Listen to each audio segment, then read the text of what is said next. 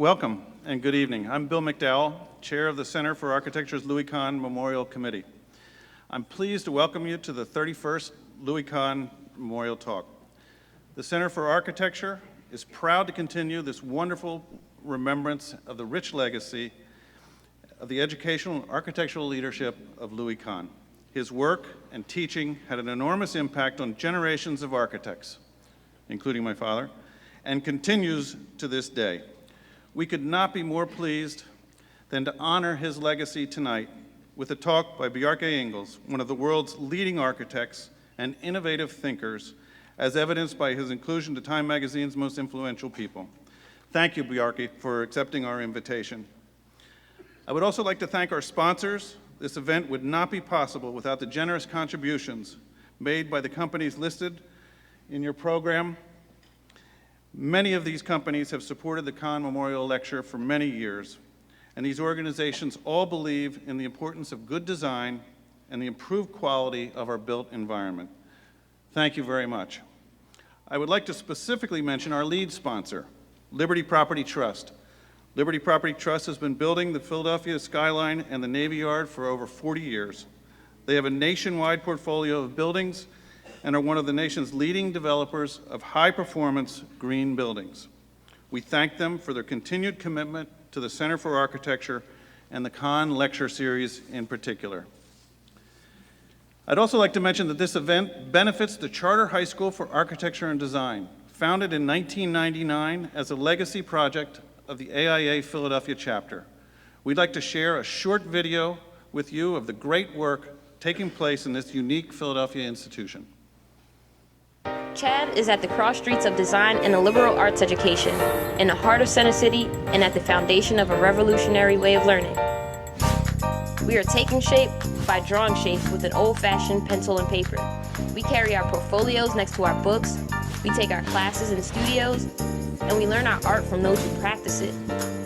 CHAD is where 3D computer models are extracurricular activities, and the usual curriculum gets a facelift. How do you say paintbrush in Spanish? It's drawn the same in any language.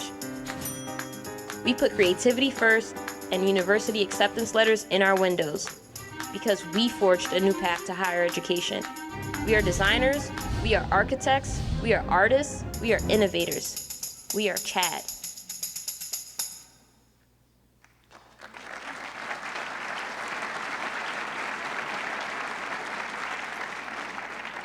This is truly a remarkable institution, and a lot of great things are happening with this organization. If I could I ask the students and professors to stand up for a moment? With the lights on? There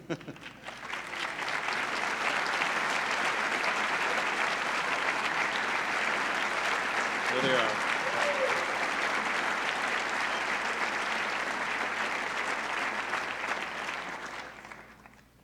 And thank you to WHYY, our media partner, and Tanya English, senior health writer, who is here tonight and will conduct a discussion with Bjarke after the talk. A quick note of thanks to the staff at Big Architects who helped with this event and the exhibition, which is now on display at the Center for Architecture.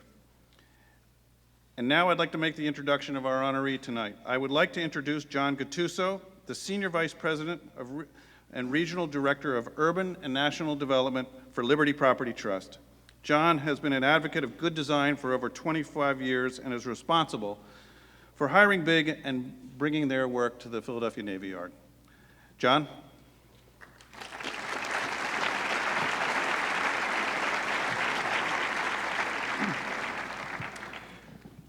Well, thank you, Bill.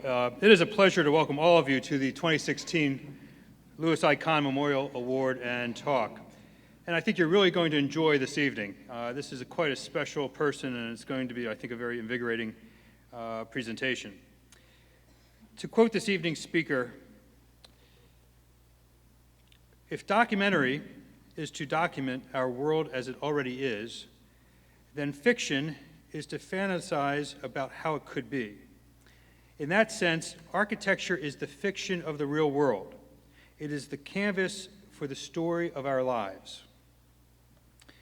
Now imagine for a moment if every architect, and perhaps more importantly, every client in Philadelphia and everywhere, truly embraced this notion. Bjarke Ingels' work has been described as pragmatic utopianism. Perhaps it is simply embracing the opportunity to maximize the joy one draws from the built world around them. Or, as my mentor Bill Rouse would often implore, perhaps it is the ability, if only for a moment, to see the world as if through the eyes of a child. Over the past decade, Bjarke Ingels has emerged as a major creative force in world architecture. Spend even a brief time in his company, and you will have to acknowledge that he is also, most certainly, a life force. According to Time magazine, he is one of the 100 most influential people in the world today. Wired magazine ranks him 8th, along with Thomas Heatherwick, on its list of the 100 most influential people in tech, a ranking that reflects in large part the importance of their collaboration on the design for Google's new Silicon Valley headquarters. Rem Koolhaas writes that Bjarke is the first major architect who disconnected the profession completely from angst. He threw out the ballast and soared. And with that, he is completely in tune with the thinkers of Silicon Valley who want to make the world a better place. It is not an exaggeration, actually, to say that Bjarke is a cultural phenomenon, particularly amongst the millennials, in much the same way as Jagger or Bono were to generations earlier. Born in 1974, it's a little staggering for those of us who were born before that, in Copenhagen, to an engineer father and a dentist mother, Bjarke is a graduate of the Royal Danish Academy of Fine Arts, the School of Architecture. From 1998 until 2001, he worked for Rem Koolhaas at the Office of Metropolitan Architecture in Rotterdam. Beginning in 2001, back in Copenhagen, he established an architectural practice with Julian de Smet. It was during this period that Bjarke advanced the design for the notable VM houses in Copenhagen and other notable work. In 2005, he founded the Bjarke Ingels Group, also known as BIG, where he serves as the firm's creative partner. With offices in Copenhagen and New York, the firm today has grown to encompass over 300 employees. BIG has completed or has under construction major projects such as Via at West 57th Street in New York, as well as the Mountain and the energy plant in Ski Slope, both in Copenhagen. And the list of projects on the drawing boards is, frankly, just stunning. In addition to the new Google headquarters, it includes 2 World Trade Center, which is the winner of the 2016 AIA New York Honor Award, and the Spiral, also in New York. A new Washington Redskins stadium, as well as a major master plan for the Smithsonian Institute in Washington, D.C., are just to name a few of the very many big-time commissions that this firm has secured this year. Here in Philadelphia, BIG was one of the 5 world-class firms which Comcast and Liberty invited to participate in a design competition for a new tower at 1800 Arch Street. BIG's submission was a structurally daring, architecturally dramatic mixed-use tower that appears to share at least a degree of paternity with the recently announced New York Spiral. I'll let you judge for yourself. But actually a fantastic submission that was very, very impressive. Later this month, Liberty will complete construction on BIG's first building in Philadelphia, a 92,000 square foot little jewel box of an office building at 1200 Intrepid in the Navy Yard. While a relatively small building compared to, say, the Comcast Tower, we have been able to work closely and well with Bjarke and his team to create what we believe will be a very special, inspiring, high-performance workplace for Philadelphia. We are now exploring several additional conceptual projects at the Navy Yard with Bjarke, and what has been really amazing to me throughout all of this work is how accessible he has been, how consistently original the work has been, and yet how good at rolling up their sleeves and problem-solving he and his team are. The man is as advertised, pragmatic and utopian. I think you'll find the next hour very inspiring and really fascinating. It is my sincere pleasure to introduce Bjarke Ingels.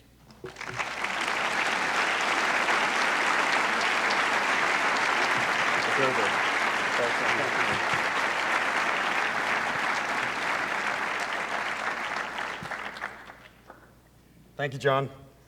Yeah, it's a tremendous honor to be here today. I've actually been, since I moved to America 6 years ago, I've been traveling from Penn Station quite a few times to go to Philadelphia and to go to Washington to work on as distinct but as important institutions as the Smithsonian and the Washington Redskins.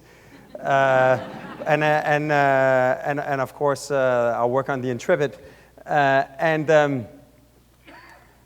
I think taking a train from Penn Station is a reminder of the importance of architecture, and it is a sort of it's like a great irony that one of the greatest architects of the world, and definitely of the United States, it was his fate to die in one of the worst buildings. And he actually died exactly the same year as I was born. So for good reasons, I never met Louis Kahn himself. But I did actually, because like when he, I think one of the things, apart from his amazing oeuvre of his amazing body of work that I've had the pleasure to visit, he is also the protagonist of one of the few super interesting and captivating films about architecture and an architect, my architect, because not only did he have an amazing career as an architect, he also had an amazing personal life. I actually went on a small pilgrimage with Hans-Ulrich Obrist, the chief curator of the Serpentine Gallery, in 2011, and met with Anne Ting in San Francisco 6 months before she died, and had like this amazing conversation about her time with Louis Kahn. She was working in his office also, and I think I don't think that anyone would say that our work sort of is particularly sort of a lineage of Louis Kahn, but I think one of the things that we definitely share is that he somehow rediscovered symbolism and monumentality for modernism, and I think he had a knack for making buildings that were like super functional and very contemporary, but at the same time had a little bit or a lot of the same kind of quality that you see in this auditorium and in the lobby we have above us, that is sometimes sort of lost in the over-utilitarian pragmatism that has created spaces like Penn Station. So it's and actually we just submitted 2 weeks ago a proposal. Governor Cuomo made a call for developers, architects, and engineers to come with proposals for how to make a ideally fully privately financed sort of rescue mission to actually give New York City a sort of a dignified arrival in the form of a new Penn Station. And I just hope that being here at the invitation of the Kahn Memorial Committee is a good omen for the submittal we made. So what I'd like to do is spend the next sort of let's say a little bit less than an hour talking about the work of our office that we've been sort of developing over the last decade and a half. Our office is located in New York, and so maybe we could dim the lights if possible, on the screen at least. And we are originally from Copenhagen. This is our Copenhagen office, and it's as a lot of workspaces are today. It's located inside a former factory, a Carlsberg factory, where they used to manufacture the least interesting part of the beer, the bottle cap. But I'll return to this because like there is something about these spaces that you also see in Louis Kahn, and you also see in a space like this. because it's not made according to some sort of strictly utilitarian dimensions, like why do you need to make a space taller than 10 feet if people are only 6 feet tall at best? But because these spaces are actually not designed proportion to humans, but to machinery and cranes, they have a generosity that gives them a great pleasure to work in, and also an incredible freedom. And I think this is worth sort of remembering, and I'll return to that later in my talk. We have very devoted architects, and the way we work is that whenever we get a new commission or get invited to look at a design, we start spending a lot of weeks educating ourselves in what are the key criteria for this particular project. What's the biggest problems we need to solve? What is the greatest potential we can sort of unfold? And quite often it's actually digging deep into some of the practicalities of everyday life of the people that are going to be using this building or this urban space, and try to resolve that in a sort of poetical way. I think you can just keep the lights off. Just to give you a few examples, we did a sports hall for my former high school, and we could place it, two places, either on the football fields, but European football is the national sport of Denmark, so that would be a complete political suicide. So we decided to put it in the courtyard of the high school, but that's the main social space for the kids. So we wanted to dig it down. But excavation is costly, especially if you go deep. And it was going to be for a handball hall. And handball rules dictate 15 feet clear on the perimeter and 30 feet in the middle. So because we actually got the job from my old math teacher, we sort of designed the roof structure based on the mathematical formula for a ballistic arch. So the sort of gracious curvature of the roof is actually not designed by us. We're merely tracing the arc of a thrown handball. You have daylight washing the perimeter walls. Upstairs it becomes almost like a giant molehill. And even though it defies the regulations of sort of typical accessibility, the kids love using it anyway. The janitor actually believes he can quantify that we have tripled the use of the courtyard, because he had to put up 3 times as many waste bins. And at a night, sort of the imprint from below becomes this like elegant little presence in the courtyard. So you can say like it's the parameters of what happens underneath that have sort of defined the architecture. To give you a more local example, we got invited by John and his team to visit the Navy Yards, and obviously the Navy Yards, the existing structures, again, because they have been designed to sort of accommodate these guys, they are amazing for accommodating people.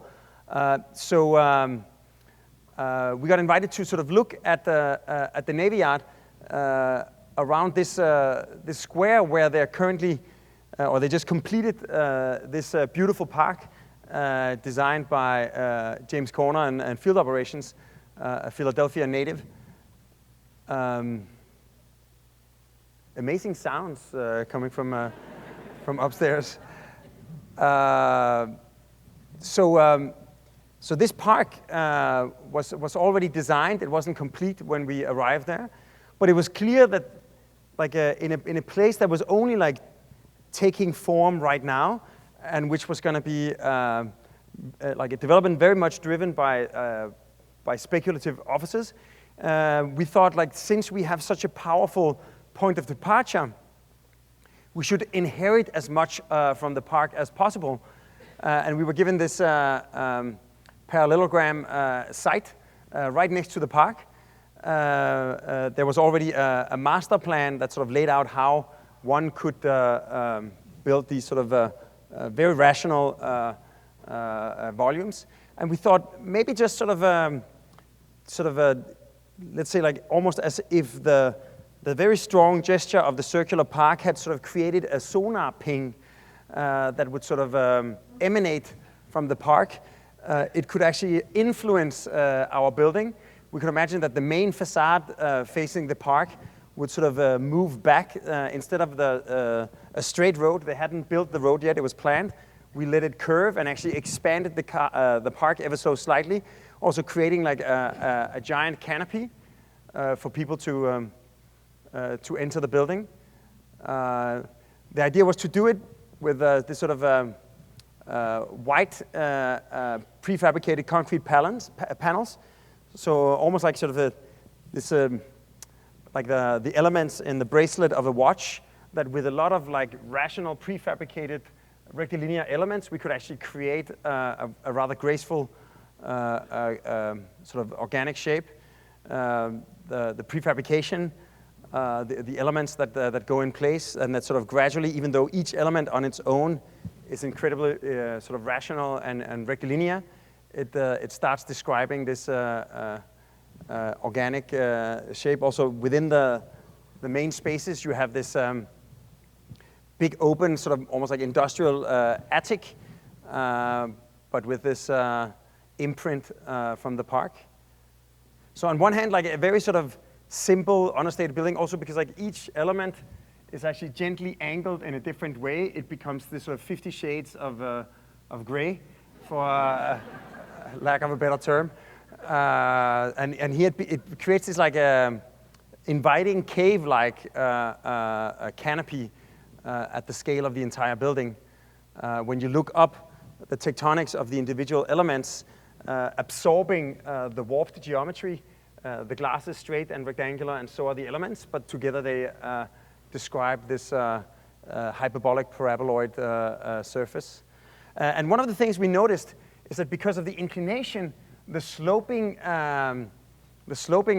glass starts, of course, on the lower levels, it reflects the surroundings, but to our surprise, also the upper levels, because the inclination starts acting as a periscope, that when you're standing in the park, you can not only see yourself in the park, you can also see the ships in the distance. And for the lobby, because I mean, of course, each of the floors are going to be finished by the tenants. But for the lobby, we thought it could be like this tunnel, this like almost like maritime wood element passing through. And adjacent to the elevators, we made a small atrium, but not like it's incredibly small, so it's not going to be the typical atrium. We just gave it a tilted clear-story window that acts like an actual periscope, so that and by gently rotating the atrium, we can sort of focus the view in the periscope towards where the mothballed ships are. So this was our sort of prediction. This is the periscope itself as it's being lifted in. And then sort of the proof of concept that you can actually, this is an iPhone photo that we have zoomed massively on, but I think we're going to return with better equipment. But essentially sort of, in a way, sort of trying to make a building that has a similar kind of raw and rational nature as the industrial buildings that we find so charming, and somehow tries to tap into a lot of the local character. The thing is, like, once you've sort of established what is the key criteria to sort of occupy the courtyard, but making it even more accessible, or by sort of allowing the park and the character of the park to sort of disseminate beyond the boundaries of the park and into the architecture and the facades. Once you've sort of identified the key criteria, it's almost like you know what the question is, but you don't yet know what the answer is. So you have to start looking for the answer by putting out different potential answers and evaluating, like by building a lot of different models. And to give you sort of an idea what this looks like, this is a project we've designed for Le Brassus in Switzerland, this beautiful Vallée du Choux, which is the cradle of Swiss watchmaking. We got invited to make a museum of watchmaking for Audemars Piguet. Monsieur Audemars and Piguet, they founded their company in this attic overlooking the valley. And we were asked to place a museum there, and it's basically a 150-year-old building, a sort of a 100-year-old building, where the current headquarters is. And we thought our first thought was to try to fit in like an infill between the two historical buildings. But the more we looked at it, the more it felt like an annoying newcomer butting in between two old friends. So we thought we should stay low, we should be part of the valley. We had a program with a series of different galleries, so we could make a village of interconnected galleries at a smaller scale, almost like huts, organize them maybe as a single trajectory, ending up with the workshop. So we tried to do that in various ways. We tried to stay completely part of the landscape. We are in Switzerland. So we sort of gradually, you can see that the process takes on a life on its own and sort of spins out of control. So what we ended up doing was to take the program of continuous galleries, it's a linear trajectory, turn it into a single journey that's coiled up to fit the site with the biggest gallery in the middle, placing it on the site. You have this journey that takes you to the middle and then out again and then back to the workshops. The roof follows the tilting topography, so we can get light and air deep into the floor plate. We have, when you arrive, you get a beautiful view out over the valley.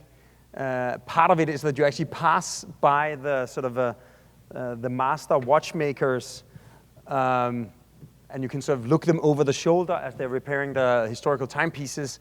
They get northern light in. That's the way they've been working for 150 years. And one of the things you'll notice is that there are no columns. And that's because you can say one of the main features of watchmaking is miniaturization, where you make the elements thinner and smaller. Skeletonization, where you carve out the material you don't need for a gear to make it lighter. So it's, in a way, trying to get the maximum impact with the minimum of material. And glass is actually stronger than steel when it comes to compression. It's very bad at tension. And when there's an earthquake, and you have earthquakes in the Jura Mountains, it buckles and breaks. But because of the curvature, the curve or the arc makes the glass so rigid that it can actually withstand an earthquake and actually carry the roof. So you have this like super light structure where the roof seems to be almost like a spiral hovering or spring hovering above you. And then we restore the existing building. So basically, when you present an idea like this, it feels almost inevitable that, of course, the Museum of Watchmaking wants to be like this, but you're just forgetting that you had to kiss like 50 frogs before you got there. And we're actually building. It'll be done in 2019, but we have a functional mock-up because the client thought it was a good idea to actually see if the glass would carry the steel roof. And it does. Because of the importance of making all these tests, all these attempts, these models, we love building models. Sometimes we build gigantic models, and sometimes we actually build them out of Lego. We have Lego all over the office. Our signage is actually made out of Lego.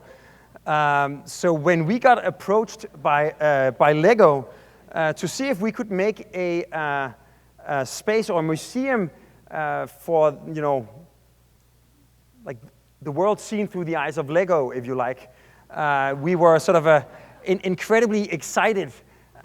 This is what a space looked like. This is like after concept design, the sort of the amount of sketch models, the amount of information, tests, diagrams, drawings. And the result is that we are actually currently building the Lego house, which is a cloud of interconnected galleries that actually covers a central urban space that is fully public for all of the citizens of Billund, or like anyone who comes by. You don't have to buy a ticket to inhabit the public space.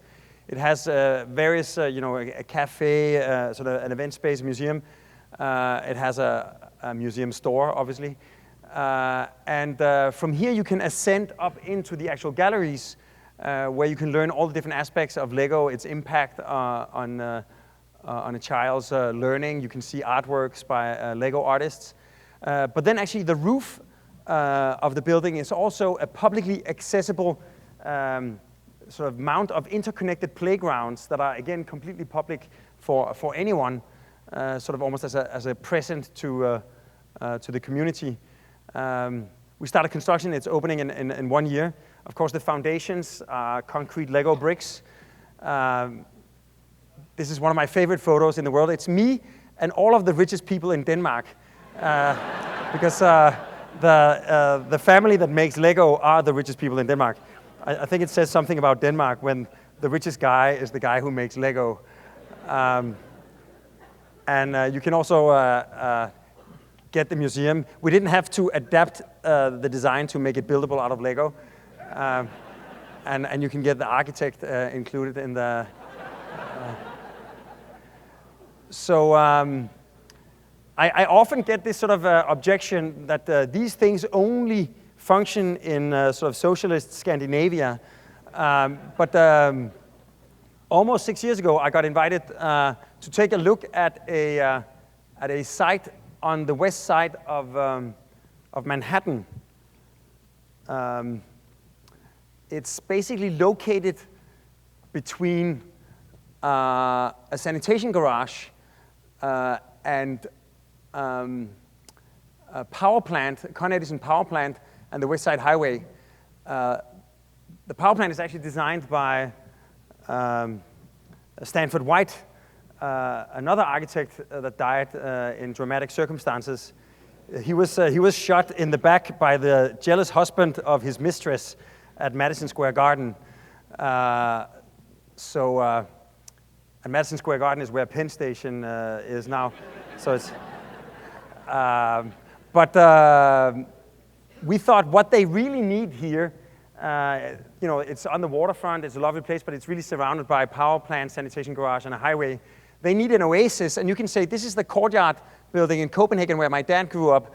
The courtyard building is at the architectural scale what Central Park is at the urban scale, an oasis in the middle of the city. So we thought, what happens when you combine the density of a skyscraper with the communal space of a courtyard, or what could a courtscraper look like?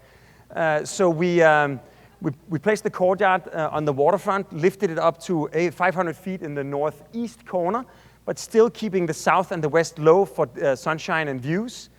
The result is this like striking silhouette on the west side waterfront. 2/3 of the homes have terraces sunken into this sloping roof. It looks like a spire from the east. The courtyard has the same proportions as Central Park, only it's 13,000 times smaller. Sort of a bonsai Central Park. And it has the height of a handrail to the southwest and the height of a high-rise to the northeast. So basically, these are some of our sort of renderings when we launched the project. And this is actually what it looks like today. The first 50 people have moved in. And essentially this like really striking geometry, it's a hyperbolic paraboloid, is the sort of spire that you see is a sort of a child of trying to bring these two unlikely typologies, the courtyard and the skyscraper, together. You can start seeing the park that's going to inhabit the courtyard coming to life, and a rather striking silhouette on the skyline. This is the view when I fly into Newark. It's a view that makes the architect very happy when. So another sort of like icon of the skyline of New York that is obviously no longer here was, of course, the Twin Towers of the World Trade Center. And in their absence, the footprints have been sort of commemorated in the form of these two beautiful fountains. One World Trade Center has been built. And they're actually sort of finishing 4 World Trade Centers, 3 World Trade Centers currently under construction. But almost 2 years ago, we got invited to look at designing the last tower of the World Trade Center that would sort of complete this sort of ascending spiral of towers that frame the memorial.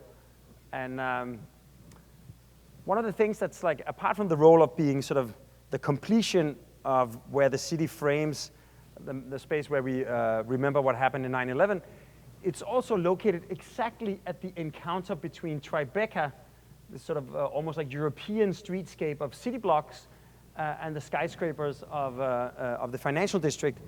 So we thought it could also be interesting to create a building that would feel equally at home, among the sort of slick glass towers of the financial district and the city blocks of Tribeca, if you could sort of merge those two elements together.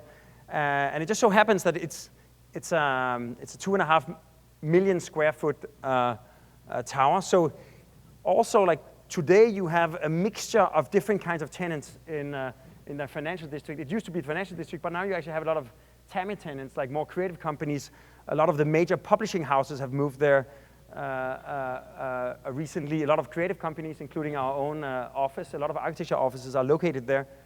So we thought, like, it's not like it's like a one size fits all. You actually need really large creative floor plates where you can sort of do things also.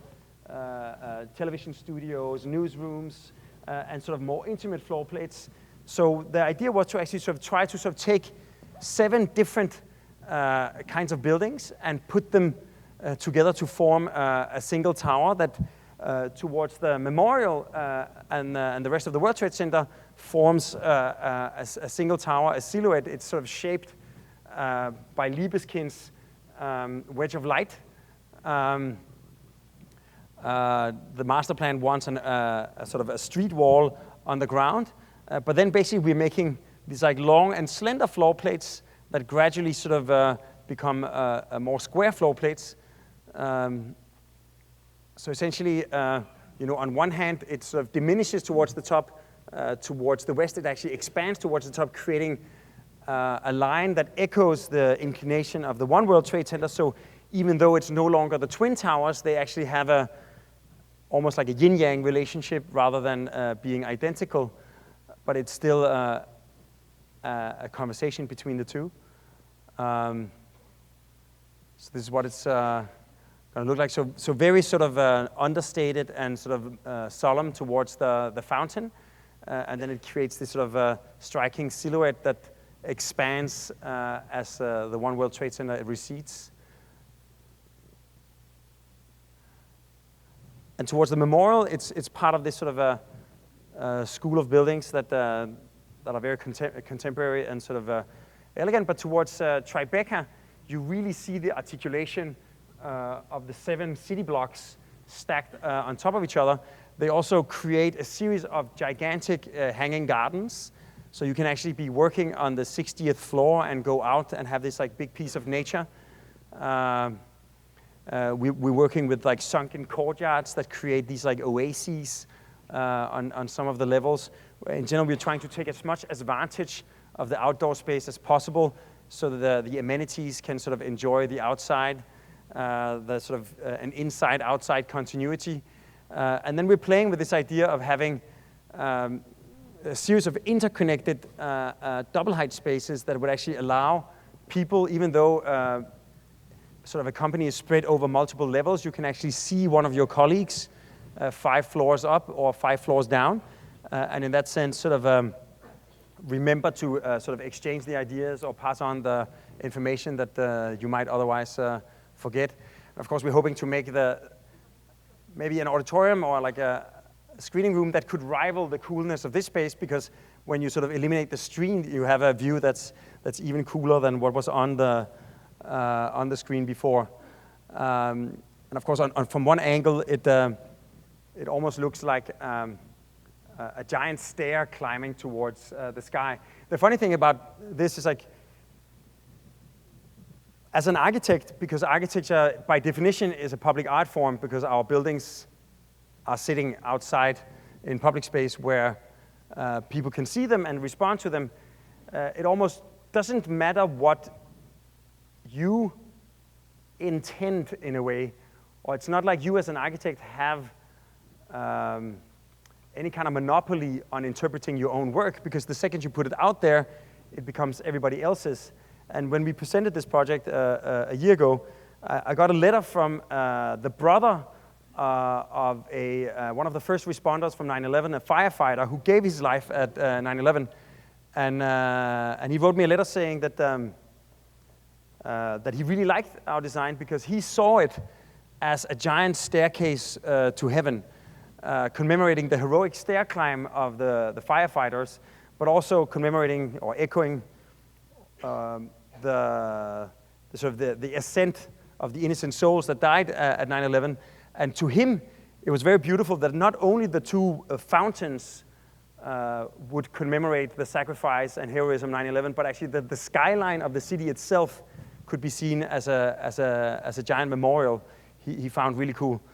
And I had to write back and tell him that we had never thought of it like this, but after he said it, it's going to be hard to think of the building without also thinking about that aspect. And because it's intended to be so on one hand you see the stair silhouette, on the other hand this sort of expansion when you see it from below, but then when you see it from Tribeca's side, we're actually also playing with this idea that the undersides could be sort of a fifth facade looking down, and it could be sort of interactive artworks that would somehow signal a lively building towards the surrounding city.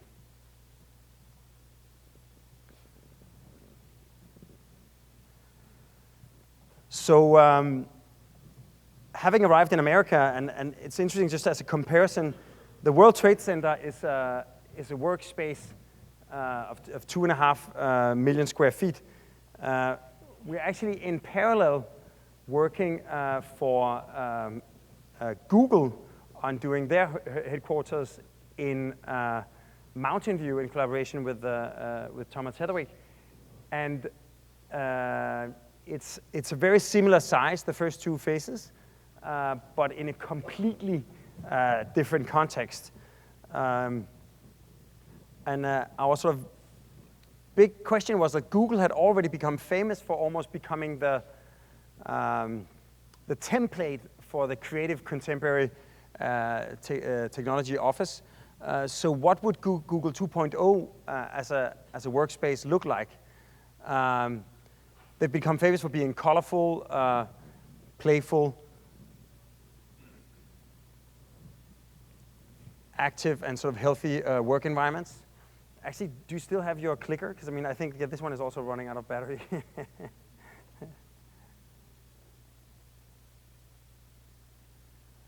Fantastic. But because they've also become the standard of Silicon Valley, they felt it was time to change. You can also say when they started, they were like a small startup, and now they've become sort of a global behemoth of 30,000 people. And also slowly they're starting to sort of take an interest in physical space with VR, with hardware, with Google cars, and also with some of the moonshots, like providing internet to the entire planet with hot air balloons. They're becoming server hosts, and they've started mapping the entire planet for Google Earth. So maybe it was time to take a step into actually building something, because until now they've been a hermit crab, always redecorating the spaces of other technology companies. So also when you look at the Google campus as it stands, it has practically the same size as the downtown area of the city they're in. And this is true for all of Silicon Valley, that for each town you have an equivalent corporate headquarters that almost dwarfs the town in size. So these can't any longer be sort of like a little corporate fortress. They have to become neighborhoods. So we developed a strategy together with Google to eliminate as much parking as possible on the surface, to bring the park back instead of parking, to create these canopies that cover large areas underneath which we can actually make a very sort of free and flexible human scale where Google is quite free to sort of create their work environments. And sort of based on this sort of master plan, we then sort of took a look at the individual Googler. So each Googler is part of a studio. Each studio is part of a bigger group, which is the team. And then the teams sort of bundle up into neighborhoods, and the neighborhoods bundle up into communities. And of course, a handful of communities become an entire building. So how can you make a little town for 3,000 people in a way that you know, takes advantage of the scale, but feels intimate? Normally, the floor plate is blocked by all the support functions, the meeting rooms, the bathrooms, the snack kitchens, the laboratories. But we're saying, like, we're going to put all of this underneath, so it's always omnipresent and accessible. And then each of the communities become a giant table that is docking together with the neighbors to form a continuous floor plate. You always have these social courtyards that are surrounded by all the support functions. And in each courtyard is a column that carries this giant draped roof. The roof has these openings that bring exactly the amount of daylight you want to have the perfect natural light for each workspace. And the rest of the light we harvest with photovoltaics. So every single photon that hits the building is going to be used to see or to for power. And that basically gives us sort of 4 conceptual layers. On one hand, there's sort of the landscape of the site that continues in the courtyards. The Medina, which is like this sort of active, more sort of noisy situation where you have meeting rooms and visitors and snack kitchens and social spaces, auditoria, etc. Then the workspace, which is this big open field where we sort of refer to Burning Man, this idea that in a big sort of open condition, you actually have potential for a lot of freedom. And finally, the clouds, which is the canopy that just emits exactly the light you want for your work situation. And just to sort of compare it with the sort of traditional office space, where you can say a typical office building in an office park has a spectacular lobby, but then the rest of the space is rather straightforward. Here, the main workspace is actually this sort of cathedral for work with up to 120-foot ceilings. Instead of having daylight at the windows and then it gets darker and darker, here you have perfect daylight for every single Googler. And finally, rather than having, you know, the more noisy spaces spread out everywhere, here the Medina level is where you have all the external meetings and where you have all the social spaces, and that actually leaves the sort of cathedral for working as a sort of more like a sanctuary for focused work. So in a few years, if you arrive to Google, we're actually continuing something called the Green Loop, a public park through the workspace on the lower level, where you will actually be able to pass through and get glimpses into some of the courtyards and see some of the things that are happening. Here you'll also have a more sort of lively environment of restaurants, cafes. Damn it. It was just too much.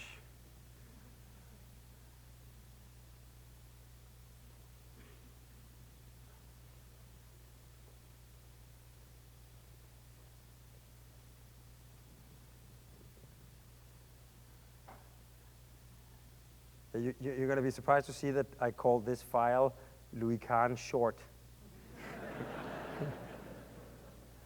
So,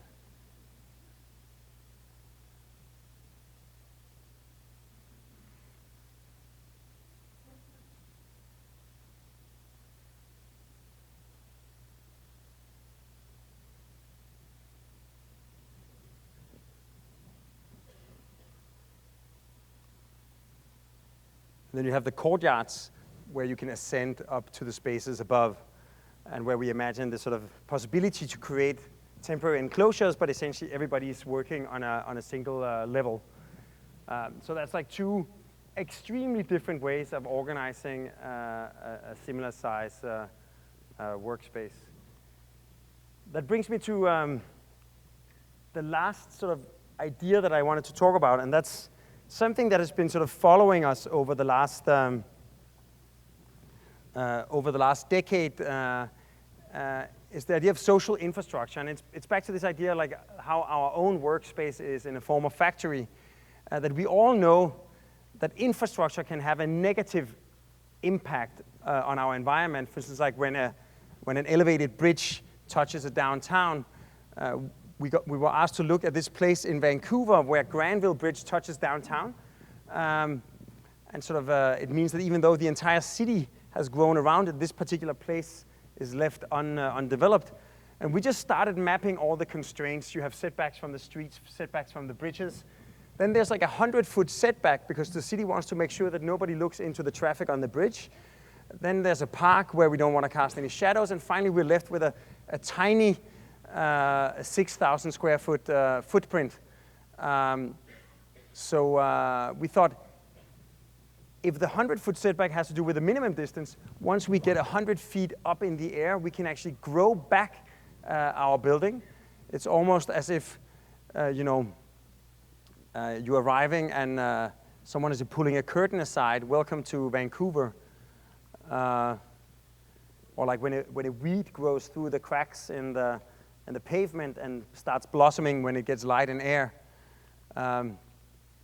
It's almost like a similar mechanism that the Flatiron is actually the sort of intersection between the regular grid of Manhattan and the diagonal of Broadway.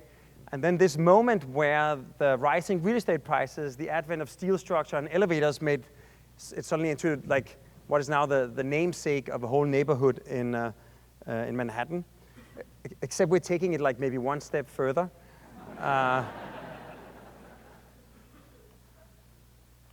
And then sort of underneath, we're trying to turn the underside of the bridge into a positive. So we're working with a series of local artists, including Rodney Graham, to turn the underside of the bridge into the 16th chapel of street art.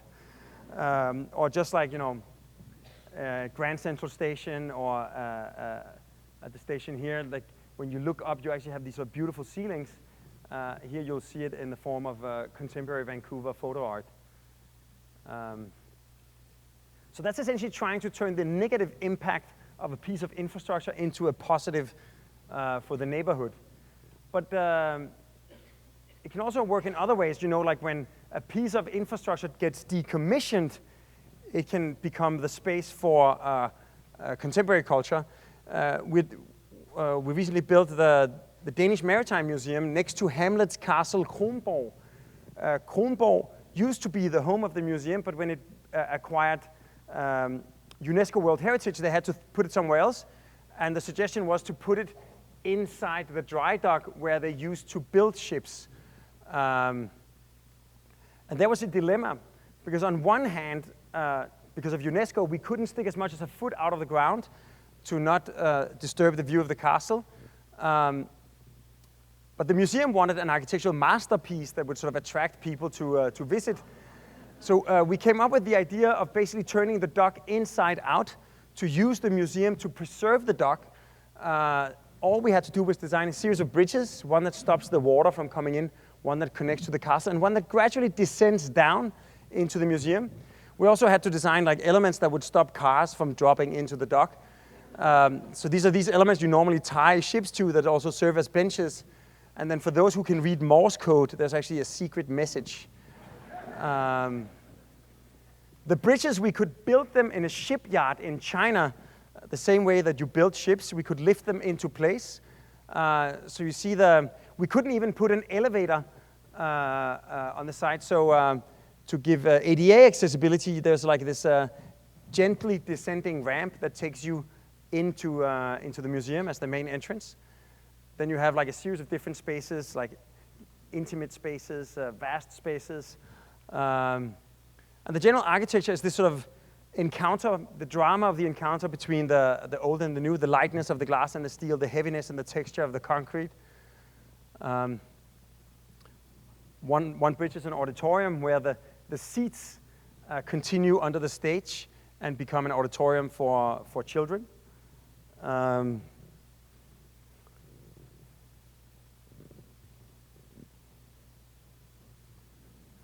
unhappy with all my clickers. You have the cafe where you're looking through the different layers of transparency. And actually, not only has the auditorium become sort of a performance space in the city, because of the hard walls of the concrete and the open sky, you have amazing acoustics in the dock. So the dock has actually become this really, really nice performance venue in the summer in Elsinore. And you can say, like, sort of, it's almost as if the horizon separates the sort of the history of the heritage of the castle and this sort of very contemporary world underneath it. This is this sort of inverse Titanic moment.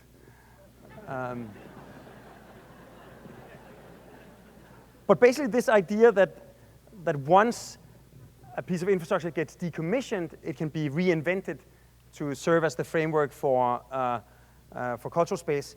Actually, sort of now having sort of worked with this sort of maritime industry, we're actually we're sort of co-founding a company that's going to do the first 500 units of student housing, where we're actually using industrial high cube containers to make student housing. And within the sea regulations, we can do a 3,000 square foot floor plate on a floating pontoon up to 20 feet of height. We've organized it so you can make space for 19 students on one of these units. We're using the seawater for like a heat pump. We have photovoltaics and solar panels. We don't have wind power. It was the original ambition. And this is what they look like. We're manufacturing them in a Polish shipyard as this like little pirate village of colorful container homes. You know, the 19 homes circulate a small courtyard for the students, and they have a shared roof terrace.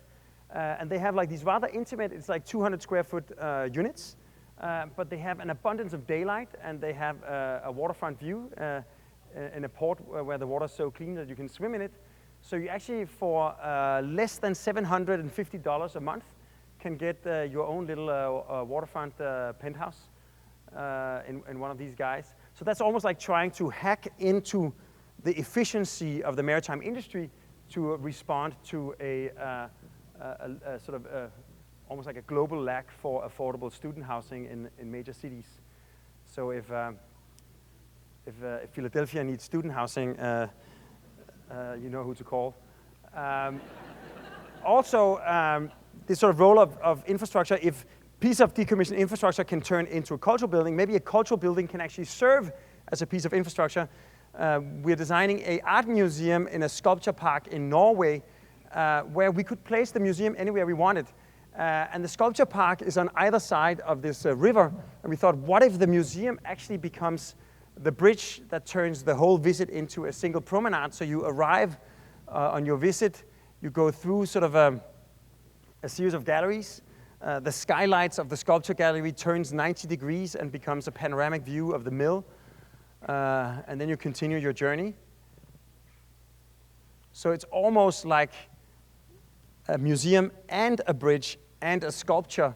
You can almost like see it like the biggest sculpture in the sculpture park. From certain angles, you might not even suspect that it is a building. But it is also the bridge that makes the whole sculpture park function as a single promenade. So that takes me to sort of the apex of social infrastructure.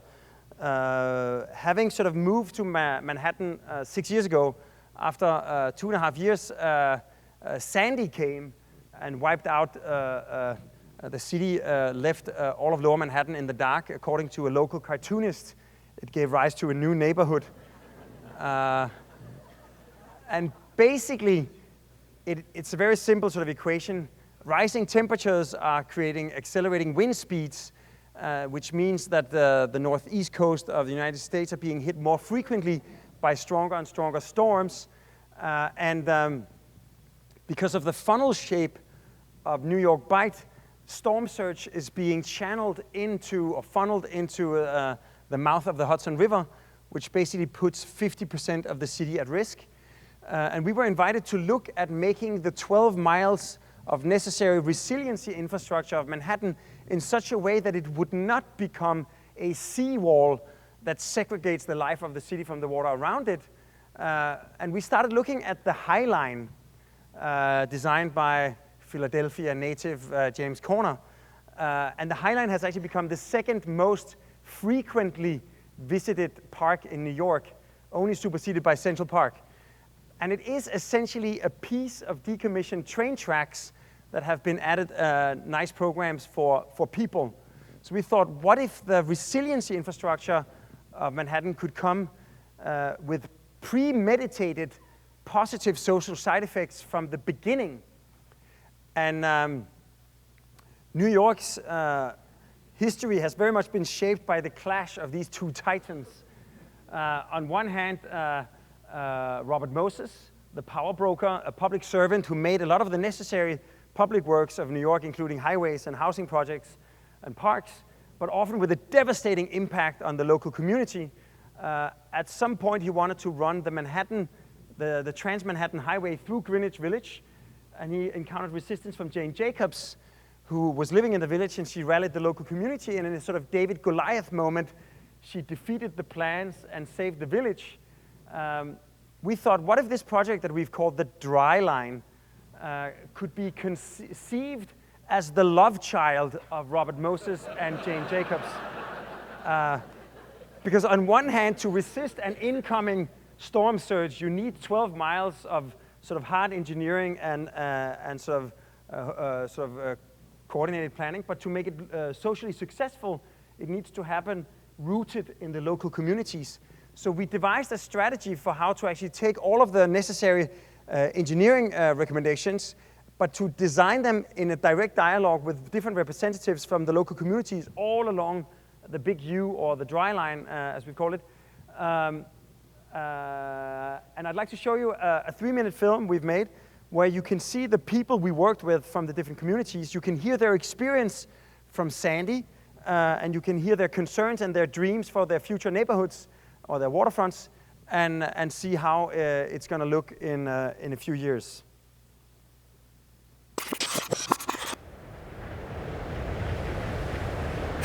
That was actually why Sandy was so bad, is because of the phase of the moon, it was already a very large high tide, as well as the storm surge coming in with the wind and the tide lining up perfectly to give us 14-foot tides instead of 8-foot.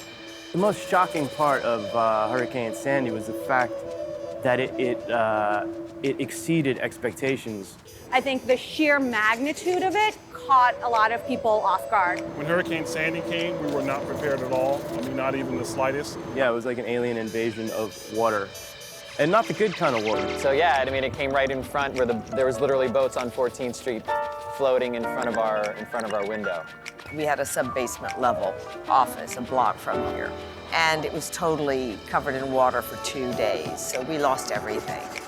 Everything.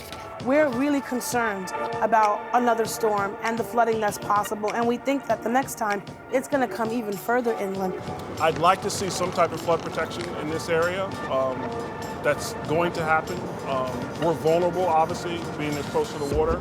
Something that just brings like more different walks of life, you know, another escape from just the busyness and the hustle and bustle.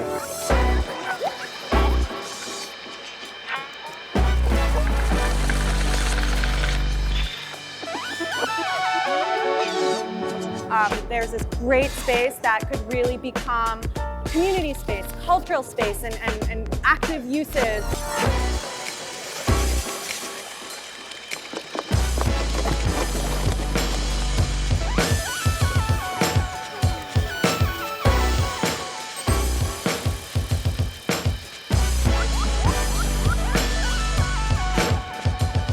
everyone enjoys space. And in New York and other congested cities, it's hard to come by.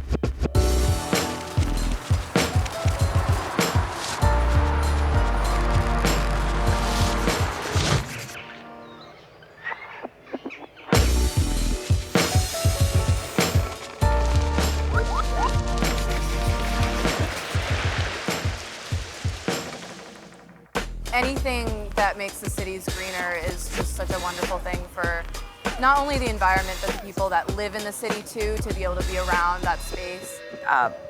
The plans, the berming, the sense of how it can become into the natural landscape itself, how we want to program that is really the next challenge.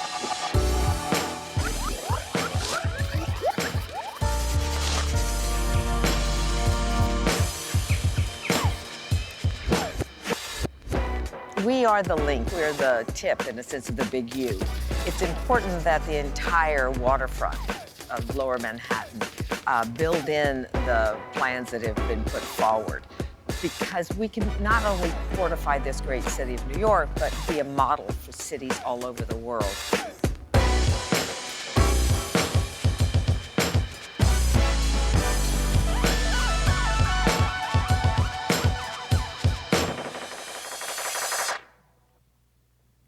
So the dry line is actually scheduled to, we're currently designing the first 7.5 miles, and we're scheduled to break ground in 2017 in the spring. I think it's just interesting that the dry line initiative was initiated under Bloomberg, and now Bloomberg is no longer the mayor of New York. He's now the chairman of the Serpentine Pavilion and Gallery in Hyde Park and Kensington Gardens in London. Since the dry line, it was almost like this idea of dealing with incoming storm surge and climate change in the form of pavilions and parks. That the next project we will complete is going to be the Serpentine Pavilion that's going to open the 7th of June in Kensington Gardens.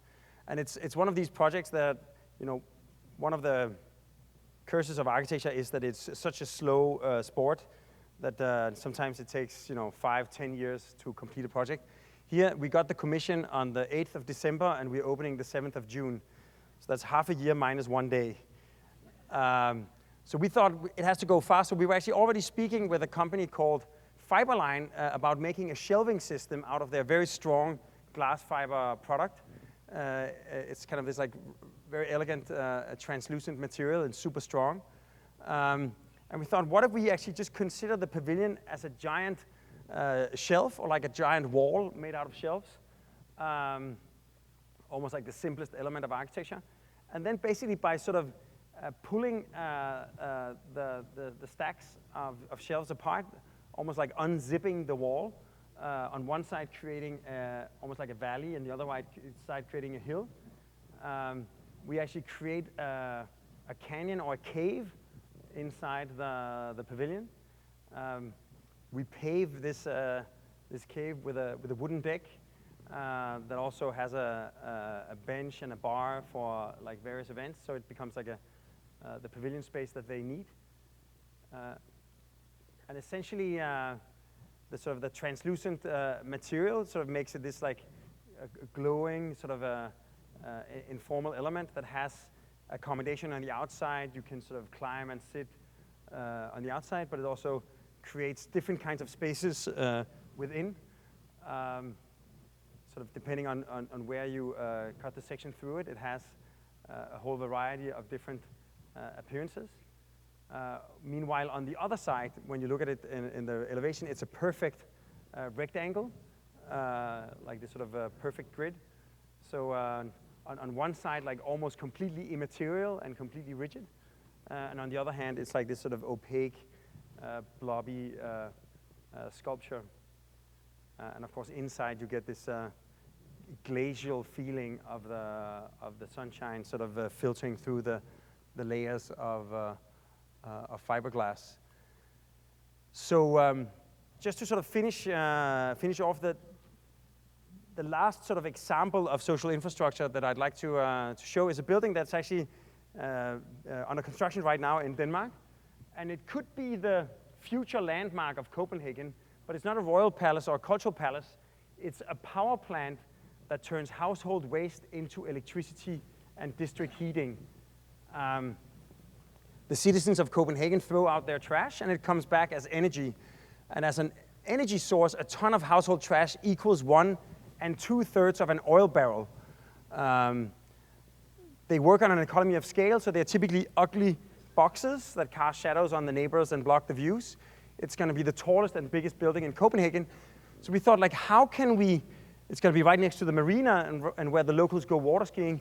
So we thought, like, how can we make this a contribution to the neighborhood? And Danes love to ski. We have snow, but we have absolutely no mountains. But we have apparently mountains of garbage. So we have to go 6 hours by car to the south of Sweden to ski. But because of the size of our power plant, we can do 2/3 of this by turning the roof into a gigantic public park with a ski slope, complete with sort of pine trees, hiking paths. Miraculously, we won the competition based on this idea. So suddenly we had to figure it out. It's twice the length of an Olympic half-pipe, and you might have noticed that in Sochi, Denmark won 0 medals. We hope to improve on this because, like, from 2017, we can actually practice at home. Also, of course, for skiers, it's going to be a destination, but you can also just go there as a public park. You can hike, you can picnic, you can enjoy the view of the otherwise flat city of Copenhagen. It's going to have the tallest climbing wall in the world, 300 feet of vertical danger. It's quite close to coming to completion in this sense of trying to sort of realizing cities and buildings as man-made ecosystems, because not only do we locally harvest daylight, airflows, rainwater, but also together with the citizens of Copenhagen, it forms a metabolism that converts waste into resource. It's very much under construction, and it is really becoming a rather epic experience of this sort of giant man-made mountain. That's the administration in the tallest part. Here you see the hill forming. The reason we could win the competition on such an insane idea is because the most amazing thing about this power plant is that it's going to be the cleanest waste-to-energy power plant in the world. The smoke that comes out of the chimney contains only a little bit of CO2 and a little bit of steam, but no toxins. So the most amazing thing about the power plant is completely invisible, and you would have to write it in a pamphlet all the time. But by turning the park, the roof into a park, it becomes blatantly obvious that this is a new kind of power plant where you actually literally have clean mountain air on the roof of it. And that's why the CEO of the company could choose this idea and make it happen. To take this like one step further, we decided to design the chimney in such a way that it accumulates steam, and then at regular intervals, it puffs a gigantic smoke ring or a steam ring. So rather than being this sort of symbol of perpetual pollution, it becomes a celebration that every time we've saved the emission of 1 ton of CO2 by replacing the previous power plant, we celebrate it by puffing a smoke ring. Again, like, you get these ideas, then you win the competition, and then you have to deliver. And when you open the yellow pages, there are no giant steam ring emitting contractors. So we've made a series of tests together with Copenhagen University and a guy called Rocket Madsen. And this is a test we did 2 summers ago.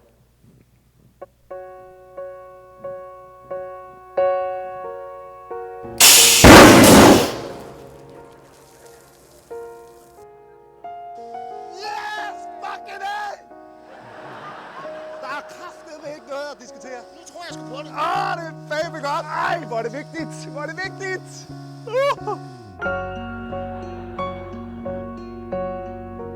So even though it seems a little bit silly to obsess about getting a power plant to blow smoke rings, I think it's quite important because I think one of the most beautiful things about architecture is that at its core, it is almost like it's like the art and science of turning fiction into fact. Because we're sitting in our architecture studios, and we are sort of trying to sort of make these, come up with these wild ideas, and they're like pure figments of our imagination.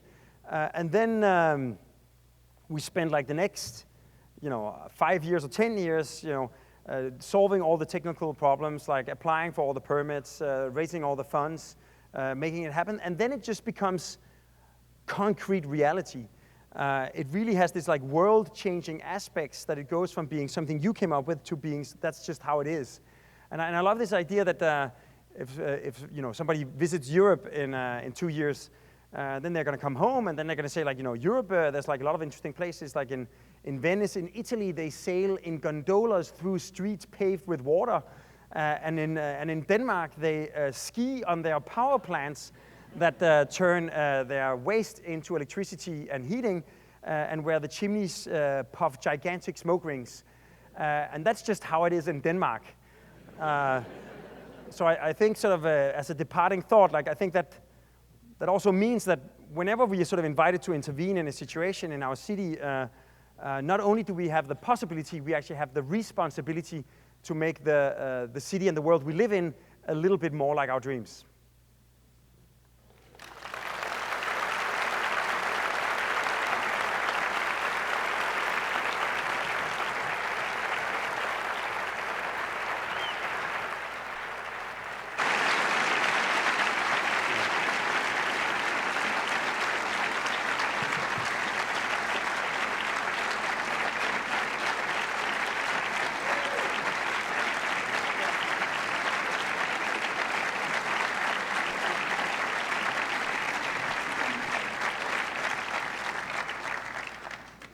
Thank you, Bjarke. That was really fantastic. Really, really enjoyed it. Good evening, everyone. My name is Rebecca Johnson. I'm Executive Director of the Center for Architecture and Design in AIA Philadelphia. We're going to continue our program in just a minute. If any of you have written down questions, at this time I'd like my volunteers to come down and walk up and down the aisles. Please pass your questions to the end. And these questions will guide our Q&A, which we're going to begin in just a moment. This evening's event is a very important piece of the Center's mission to engage the public in dialogue and conversation about architecture and design, the past, the future, and the present. We are very excited to have Bjarke here tonight at the Louis Kahn Memorial Lecture and Award. This is just one of the things we do. We do exhibits, we do tours, and as well as our signature event, Design Philadelphia. The center recently renamed itself to the Center of Architecture and Design, and we also have a brand new space. So we hope that you will come visit us soon and see our new space. The AIA National Convention is here next week. We're giving away free coffee, so come on over Wednesday, Thursday, or Friday.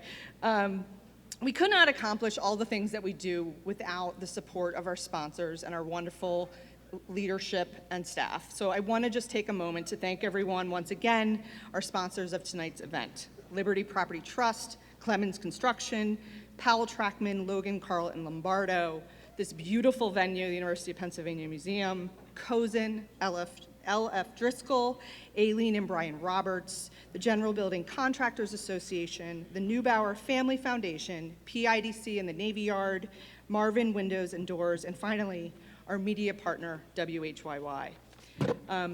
Without your generous support, tonight would not have happened. It also wouldn't have happened without the leadership and tenacity of our committee chair, Bill McDowell. Bill works really, really hard to make this event what it is. So thank you, Bill, very, very much.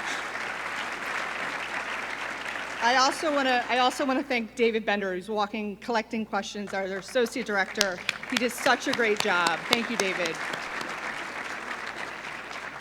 And also Bjarke, thank you so much for coming to Philadelphia tonight. We're really, really happy that you did.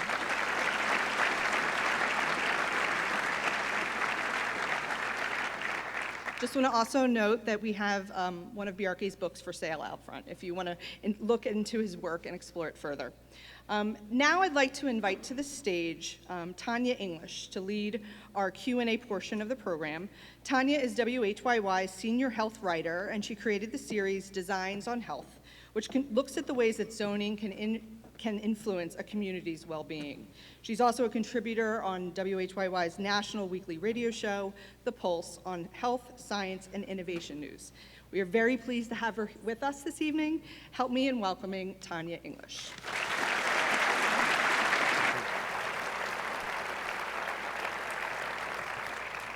So first, welcome to Philadelphia. Congratulations on really joining a group of honorees, Kahn honorees. That's just amazing. Let's give another round of applause for that. So you've talked a lot about upstart architects and they're kind of throwing away the old and rigidly kind of breaking free of that. Talk to me a little bit about, as you come closer to the middle of your career and further away from the beginning of your career, how does that change and challenge you? I mean, I still feel that I have a few years in me. But I mean, I think one of the great things about architecture is that you get better at it the more you do it. And I also think it is somehow like when because architecture happens against so many and in the turmoil of so many forces that are way greater than the mandate that any architect has. Like no matter how stubborn you are, there's just like certain forces that you can't bend. And I think you do get maybe smarter at navigating those forces, and also at some point, the fact that you have actually proven once or twice that you could somehow defy the conventions means that certain people become more willing to experiment with you. And I think in that sense, also like a lot of the work we did in Copenhagen has been with the same clients, multiple projects, and no doubt what succeeded in the first project gave everybody a greater appetite for the next one and the next one. And I think in that sense, I think that is why you see often that architects, let's say like rock stars or athletes, maybe peak like at an earlier age. Have you peaked? No, I think that's the good thing about architecture is that, like Frank Lloyd Wright did his greatest work, I think after he had turned 70, or at least well into his 60s, the same thing with Frank Gehry. Louis Kahn started relatively early, and he was pretty consistent throughout. So I don't know if you would attribute. I think his production is incredibly constant, but he was reasonably young when he founded his office. Okay. One of our audience members asked, you're spending more time in the US, and we hear from Europeans, maybe a socialist perspective, that Americans are somehow less socially conscious. Is that a bad rap? Tell us your experience with working with American clients. I mean, the things. Have you heard that before? I mean, I live in New York, which is by American standards, practically social democracy. Okay.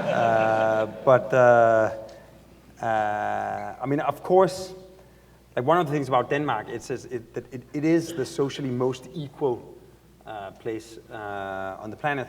So in that sense, certain things are of course possible, and nobody's afraid of getting mugged or robbed because they all have roughly the same income. So it wouldn't make any sense. Yeah. So in that sense, there's of course certain experiments that are possible in Copenhagen where you have to tread more carefully here.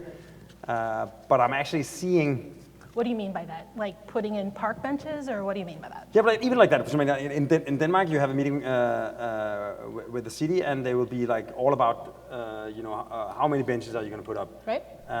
And here it's going to be more like, oh, a bench. Is that really necessary? People might sit on it. That sort of. So I think there's a certain, and it's just like there's a, I think sometimes it's a more complicated equation that needs to be solved. But for instance, like with the project that we're just completing in New York, this is like the introduction of the courtyard, which I think is a quite nice Scandinavian invention, because in New York you have either a completely public park where a parent would get arrested if they would leave their child on their own. Like there was like a famous story, like in Denmark, mothers and fathers, they tend to leave their babies in baby strollers outside the cafes. And a mom did that in New York 15 years ago, and police came by and arrested her and took her baby. And like in Denmark, the news was about how barbarian authorities were and of course here it was like this woman just leaving her child to rot in the cold. I think the courtyard is this nice invention where it's communal, but it's not public. Okay. So it's a space that's shared between 600-700 households, and I think that has an amazing potential, because in a big city context, it actually boils down your community to a size that's maybe more manageable. And I'm quite curious to see how those experiments can actually start working, because it's neither completely private nor completely public. It's maybe an interesting hybrid of a scale that could be missing in a major city. Talk more about those competing forces. You've been a proponent of bigamy, not in marriage, but in architecture. What does that mean? Yeah, but it's basically it's this idea that quite often I think what seems to be mutually exclusive ideas, once you combine them, it's almost like everybody learns you have to kill your darlings, or everybody learns that things have to be consistent, and that is also often true. But sometimes, if you take one thing that is really great and another thing that's also really great, and you combine them, you can actually get amazing things. I think the Americans are masters of this, like the whole idea of surf and turf. A steak with a lobster, right. And it's basically lobsters are great and steak is great. Yeah.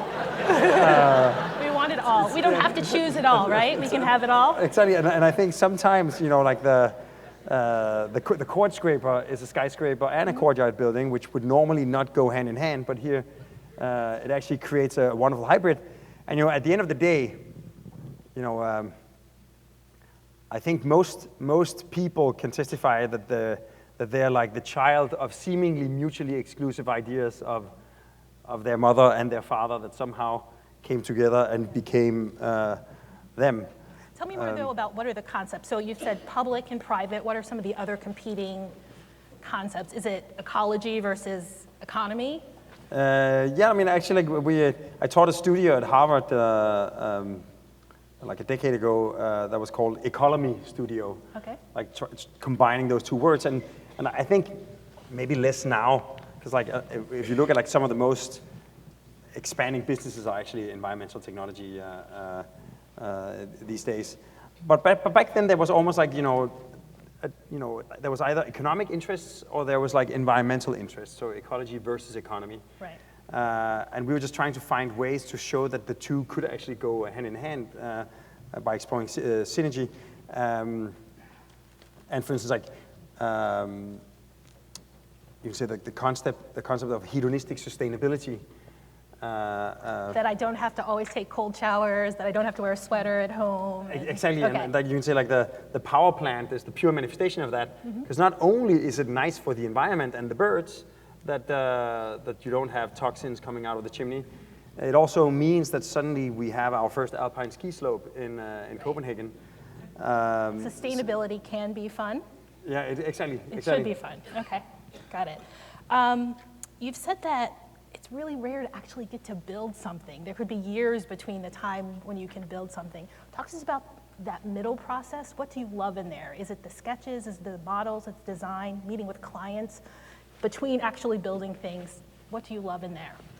I think it's, sort of, at the end of the day, architects are always like working on trying to be in a position where something can get built. Right. And in that sense, like it's quite hard for an architect to set the agenda because we don't have any, we don't have any political power, so we can't say this is how it's going to happen, and we don't have any financial power because we can't pay for it. Right. So at the end of the day, like we somehow have to, the only power we have is the power of our ideas. So we have to somehow wait for a situation or be there when a situation occurs where someone needs something and wants something to happen, and then be there to make whatever needs to happen and wants to happen, but in a way that also realizes the other elements in your agenda. So it's in a way like, and I think that's almost like the secret sauce in the way we work, is that it's always very hard to argue for something that goes above and beyond the standard solution. Mm-hmm. But the standard solution, and the standard solution is the way it is because it's really good at delivering what it's there for. And it's often a single criteria. And in that sense, like a typical example of a standard solution is a sort of a housing project with some high-rises that have a certain height because after a certain scale, you need one extra fire stair or one extra elevator, then it becomes more expensive. Okay. And then, you want some orientation, east and west to get some nice daylight, and then you want a minimum distance to the next one, and then it's like cookie cutter, rubber stamp, but it says nothing about, the quality of life between the buildings, the environmental impact, the prevailing winds, sunlight, the distribution of program, distribution of different kinds of households, etc. So when we start a project, we try to listen very carefully about what is it that needs to happen and wants to happen, but then are there other things in the neighborhood that maybe should happen? Are there ways that we could create added value by making something maybe a little bit denser, or like to greet people where they're coming from so they will be channeled to certain places? So Can I interrupt you? How do you bring the public or lay people into that conversation? You said you want architects to talk a little bit less to each other and more to lay people in the public. How do you do that? I'm going to finish my point and then I'm going to answer your question. Yeah. Because but by doing that, we pile on demands. Right. And suddenly the standard solution doesn't work any longer because it only serves one of the demands. When you pile on demands in a way by making the problem more difficult to solve, suddenly the standard solution can no longer solve the problem, and you force the architecture into something more exciting and interesting. So I think sometimes rather than ignoring the constraints, by actually bringing on more constraints, you can free yourself. And I think the way that we try to involve people is in a way to meet them where they are. Because I mean, the biggest experts in what people care for are the people themselves. Mm-hmm. So rather than asking them for solutions, because at the end of the day, I think what you train for as an architect is that you get really good at translating demands into designs. Okay. But by asking people about what they care for, what would they want to see, what are they afraid of seeing, what are the things that annoys them the most, what are the things that could be so much better, you start piling on demands and desires, and then our job is to translate those demands and desires into designs. Got it. We're wrapping up. We have about 2 more minutes. We've got some students from Chad High School. They're 15, 16, 17-year-old. Tell us about you when you were that age, and what were you doing with your free time that would suggest that you would become an architect later in life? I remember that when I was 16 and 17, I slept so much. It was like it was amazing. Enjoy it. While you can. Enjoy it while it lasts. Yeah. But the thing is, like, I actually drew since I was in kindergarten, and I've always been cartooning a lot, and I thought I was going to become a cartoonist. And in a way, in the absence of a cartoon academy, I enrolled in the School of Architecture at the Art Academy. Yes. But I think, and Malcolm Gladwell talks about the 10,000 hours, and I think maybe I put my 10,000 hours into drawing. Huh. So I think at the end of the day, like they say, find a job you like and you won't have to work another day in your life again. Or if it feels like work, you're doing something wrong. I think one truth that is probably quite true is that if you somehow try to focus on the things that you really enjoy doing, you're probably going to get better at it because you enjoy it more, you'll do it more, and you'll reach the 10,000 hours that Malcolm Gladwell prescribes easier. Okay. So we're closing out. We're all looking forward to going to your intrepid Navy Yard building. If we could get a corner office or a cubicle or a shared workspace, how do you want us to be interacting with that building?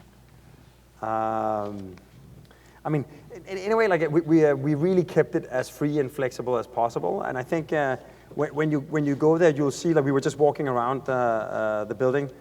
It's like practically done. And it has, I think it has some bare bones that have something quite exciting. And I think maybe before any tenant starts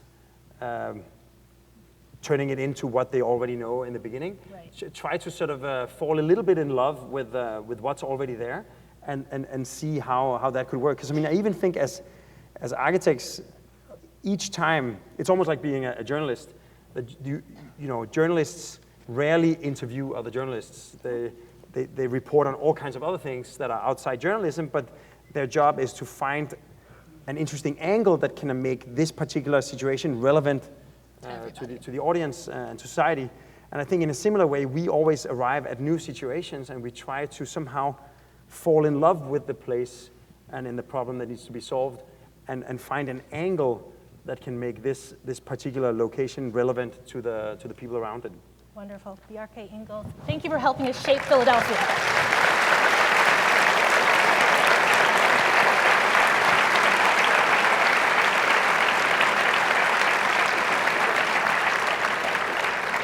And now please welcome Jim Rowe, Board President of the Center for Architecture and Design, and Ann Papageorge, Vice President of Facilities and Real Estate at the University of Pennsylvania. Thank you, Tanya.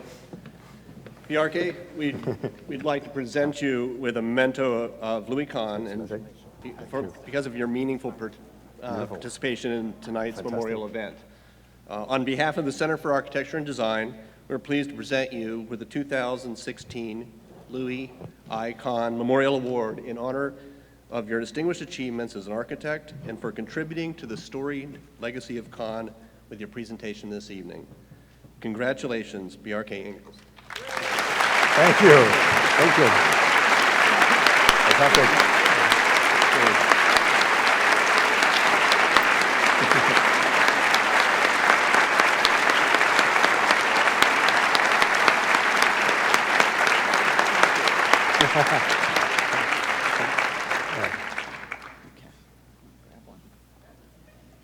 Ta-da. Great. Excellent. Thank you so much. Thank you. Thank you all, and good night. Thanks.